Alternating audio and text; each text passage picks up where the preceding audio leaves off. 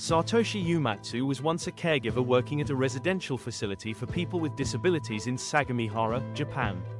In his early 20s, he was considered polite, quiet, and well-mannered. But behind his calm exterior, a darker mindset was beginning to take shape. He began expressing extreme views about people with disabilities, believing they were a burden to society. In 2016, he mailed a letter to a government official, outlining a disturbing plan to eliminate those he deemed unworthy of life. The authorities took the letter seriously. He was temporarily institutionalized for mental health evaluation, but just weeks later, he was released. On July 26, 2016, Satoshi Uematsu entered the Sukui Yamayuri-en care facility during the early morning hours. Armed with knives, he carried out an attack that would become one of the deadliest mass killings in Japan since World War II. He killed 19 people and injured 26 others, targeting only residents with severe disabilities. Many were asleep and unable to defend themselves.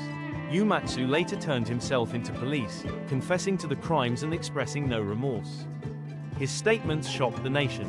He claimed he had acted out of compassion, believing the world would be better off without people who couldn't communicate or function independently.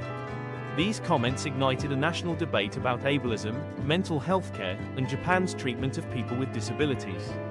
At his trial in 2020, Uematsu showed little emotion.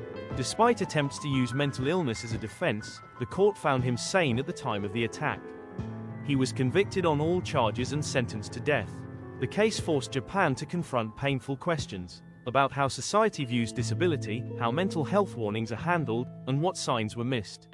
Families of the victims continue to grieve privately, as many names and faces have never been publicly released, out of respect and cultural sensitivity.